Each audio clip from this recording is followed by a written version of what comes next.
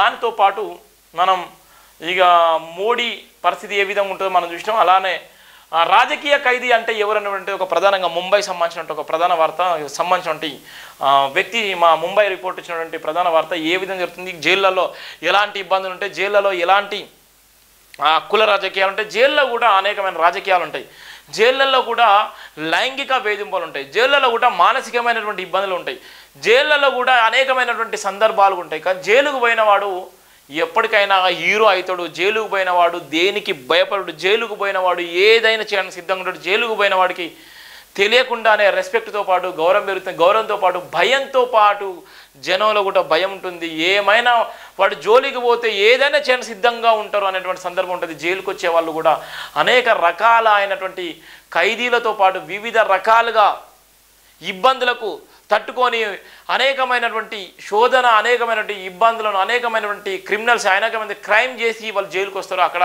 అనేక మంది ఖైదీలు, అనేక మంది క్రిమినల్స్తో కలిసేటువంటి సందర్భం ఉంటుంది.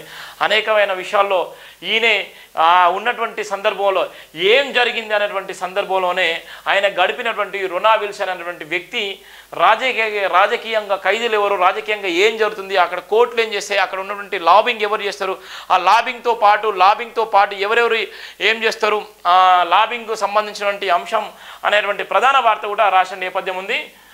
కులం మతం కీలకమని అంటున్న రొనా విల్సన్ 6.5 సంవత్సరాల పాటు జైల్లో గడిపిన ఎల్గార్ పరిస్థితి కేసు నిందితుడు. మన దేశంలోని కారాగారాలు అత్యవసర స్థితిలో ఉన్నాయని కూడా చెబుతున్నటువంటి నేపథ్యం కూడా ఉంది. రొనా విల్సన్ చాలా కాలం నుండి ఖైదీల హక్కుల కోసం పనిచేస్తున్న న్యాయవాది, అంతేకాకుండా రాజకీయ ఖైదీ అన్న పదానికి విశ్వసనీయ ప్రచారకుడు కూడా. ఆయన కూడా ఎల్గార్ పరిస్థితి కేసుకు సంబంధించిన సుదీర్ఘ జైలు జీవిత సమయంలో తనలో ఒక నైతిక సందిగ్ధతగా సంబంధించిన పెనుగులాట జరగడాన్ని ఆయన గమనించాడు. మహారాష్ట్రలోని పూణేలోని ఏరవడ, నావీ ముంబైలోని తౌలోజా కేంద్రగారంలో ఆయన 6.5 ఏళ్ళు జైలు జీవితాన్ని గడిపాడు. జైల్లో జీవితం తన కార్యాచరణతో జైలు పరిధిలోని తను చేసిన పరిశోధన వల్ల సరికొత్తగా దగ్గర నుండి చూసిన అనుభవాలతో 53 ఏళ్ల రోనా ఇప్పుడు రాజకీయ ఖైదీ అనే పదాన్ని విభిన్నమైన దృక్పథంతో చూస్తున్నాడు. ఇప్పుడు ఈ విషయాన్ని ఎరుకతో కులం మతం అనే ప్రమాణాల నుండి పరిశీలిస్తున్నాడు. భారతదేశ నేపథ్యంలో మరీ ముఖ్యంగా ప్రధాన స్రవంతి సంభాషణలో రాజకీయ ఖైదీ అనే మాట వామపక్ష కార్యకర్తలతో ముడిపడి ఉంది. ఎల్గార్ పరిస్థితి కేసులో అరెస్ట్ అయిన తొలి 16 మంది మానవ హక్కుల కార్యకర్తలతో ఒకరైన రోనా ఇది సరైన అవగాహన కాదని వాదిస్తున్నాడు. వలసవాద వ్యతిరేక పోవడంలో నెహ్రూ, గాంధీలను కూడా రాజకీయ ఖైదీలుగా గుర్తించిన తెస్తున్నాడు. ఆయన గుర్తుకు తెస్తున్నాడు.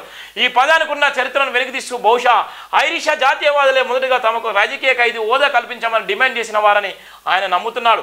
జైల్లో గణనీయమైన కాలాన్ని తను గడిపినందువల్ల ఈ అవగాహనను మరింత విస్తృతపరిచేందుకు ఆయన ఇటీవల ప్రయత్నిస్తున్నారు. రాజకీయ ఖైదీ అంటే ఎవరు అనే దాని చుట్టూ జరుగుతున్న వాదనలు కనపడకుండా పోయిన చరిత్రాత్మక సామాజిక నేపథ్యంలో భారతీయ సమాజం వలసనంతర కాలంలో కేవలం పుట్టుకను ఆధారంగా చేసుకొని సృష్టించిన ఒక ప్రత్యేకమైన నేర వర్గీకరణను ఆయన గుర్తిస్తున్నాడు. సామాజిక పిరమిడ్ను భగ్నం చేసిన వాళ్ళను ఈ తిరోగమని సమాజం శిక్షించింది. దీనికి గాను జైల్లో తన సహచరుడు మహేష్ రావు చేసిన పరిశీలన ఆయన ఉపయోగించుకున్నాడు. మహేష్ గడ్చిరోలికి చెందిన ఆదివాసీ హక్కుల కార్యకర్త. ఇంతకు మునుపు ఉనికిలో ఉన్న ప్రధానమంత్రి గ్రామీణ అభివృద్ధి పరిశోధకుడు జైలును ఆయన తన పరిశోధనలకు మార్చుకున్నటువంటి నేపథ్యం ఉంది. ఇక్కడ ఉన్నటువంటి సందర్భంలో ఎంత దారుణంగా ఉంది, ఏం జరుగుతుందని చెప్పడానికి జైభీమ్ దినపత్రికలు ఈ పేపర్లో గుర్తొస్తుంది. ఇవాళ ఈనాడు, సాక్షి, ఆంధ్రజ్యోతి ఎన్ని పత్రికలు ఉన్నాయో అన్ని పత్రికల సరసాన జైభీమ్ దినపత్రిక కూడా ఉంది.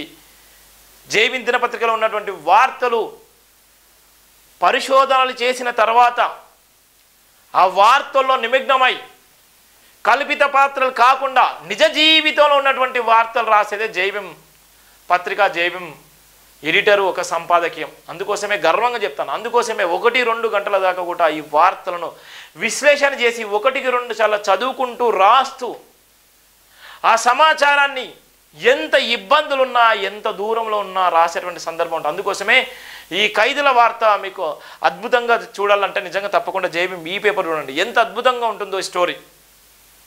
రోనా విల్సన్ అనేటువంటి పోరాటం ఎంత గొప్పగా ఉందో. ఒక మానవ హక్కుల కార్యకర్తగా ఉన్నటువంటి సందర్భంలో తిరగబడితే 6.5 సంవత్సరాలు జైలు జీవితం గడిపినటువంటి వ్యక్తి. అలానే ప్రొఫెసర్ సాయిబాబా జీవితం కూడా మనకు తెలుసు.